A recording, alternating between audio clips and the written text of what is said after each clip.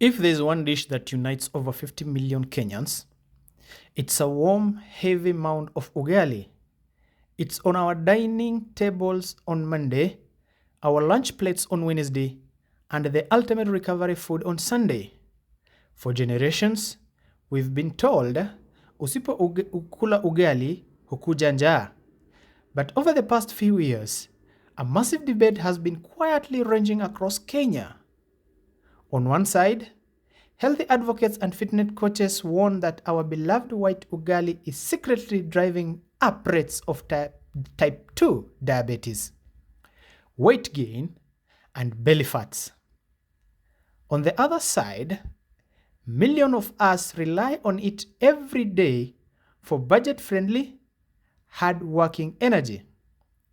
So, what is the cold, hard truth? Is ugali destroying our metabolic health?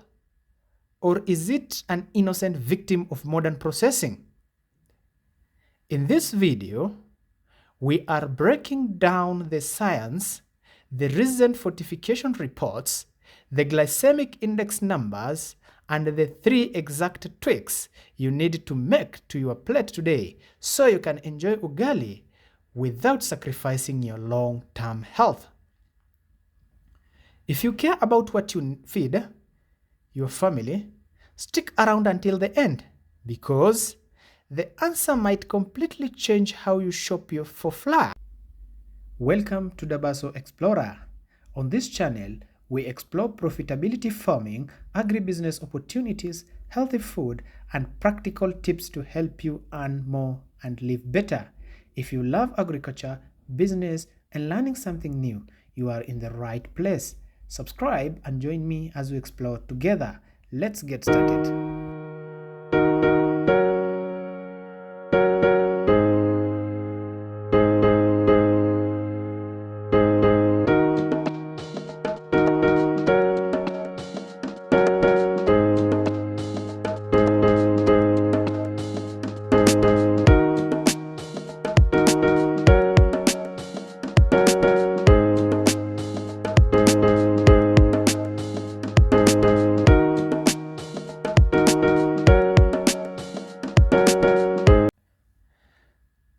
To understand ugali, we first have to talk about what actually happens inside a commercial maize mill.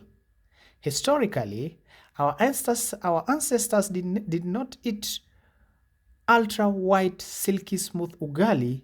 They ate unrefined, stone-ground maize, millet, or sorghum.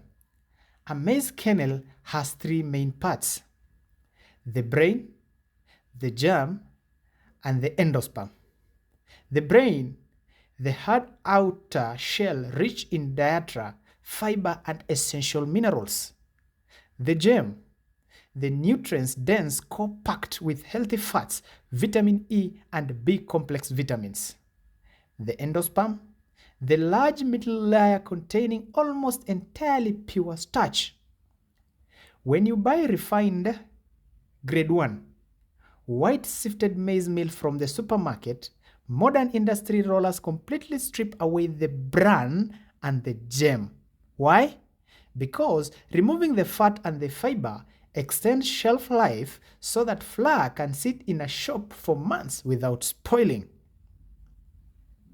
What are you left with? Almost pure, fast digesting starch. When you consume refined white ugali, your digestive system breaks down that starch into pure glucose within minutes. Your blood sugar spikes rapidly, forcing your pancreas to pump out massive amounts of insulin. The roller coaster effect. High blood sugar leads to an insulin spike, followed by a sudden energy crash 2 hours later.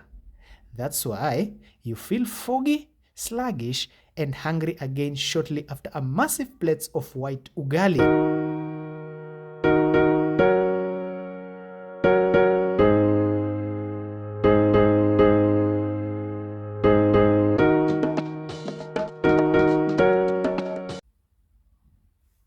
Now you may think, wait host, my packet flash says fortified with vitamins and minerals right on the front. This brings us to a critical finding every Kenyan consumer needs to understand. Under Kenyan law, commercial millers are required to fortify maize flour with essential micronutrients like iron, zinc, vitamin A, and B vitamins to combat widespread nutritional deficiency. However, independent quality assessment, including data highlighted by the Access to Nutritional Initiative (ATNI) and the National Research Fund (NRF), revealed a troubling reality. A significant portion of commercial maize flour tested failed to meet national fortification standard. In fact, one major evaluation found that only 2% of assessed sample fully met regulatory standards across all tested micronutrients. This creates what nutritionists called hidden hunger. You feel full because your stomach is stretched with starch, but on cellular level, your body is starving for micronutrients.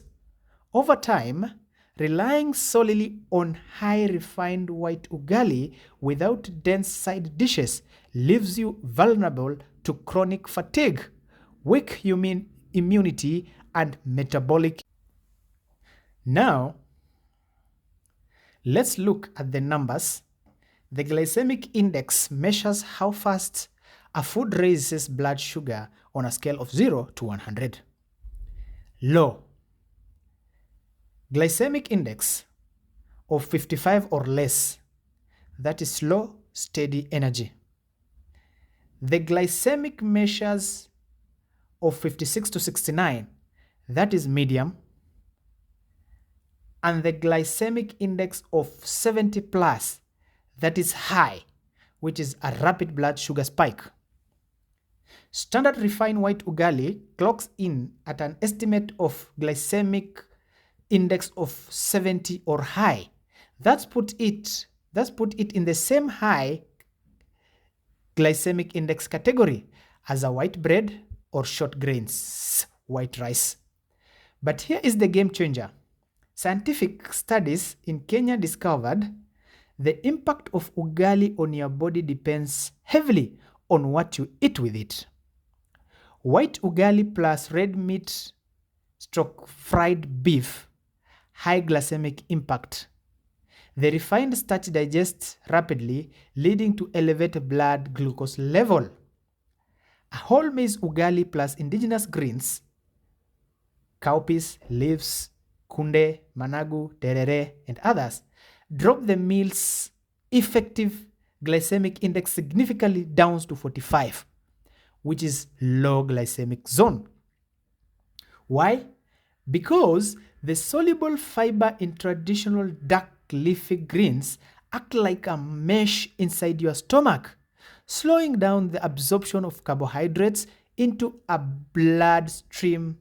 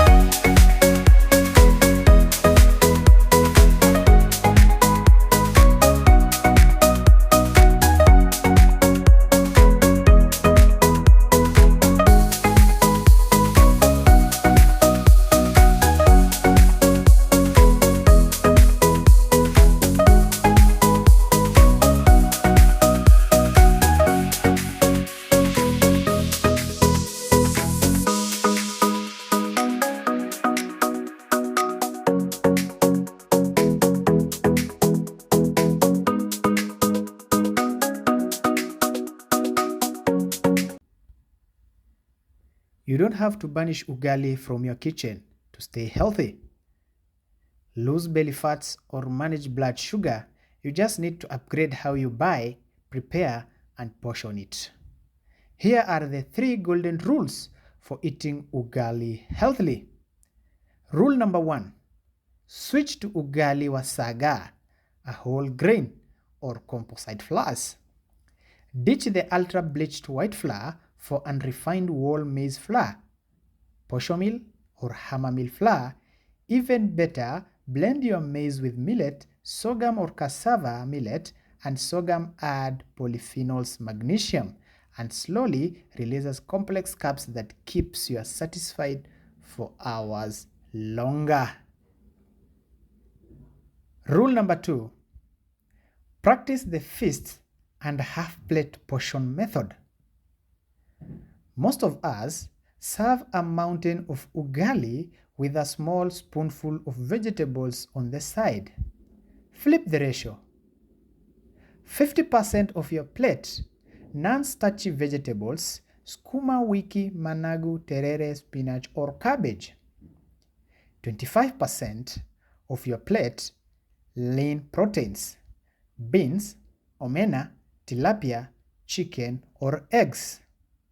Another 25% of your plate, a portion of ugali roughly the size of your closed fist. Rule number 3.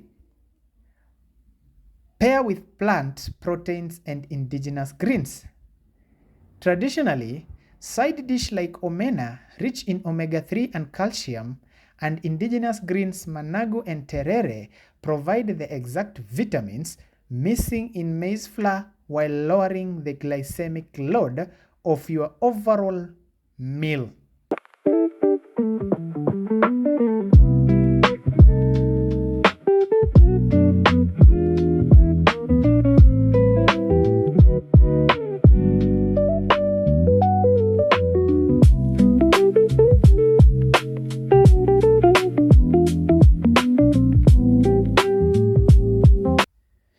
So, in our conclusion and final verdict, is ugali bad for your health?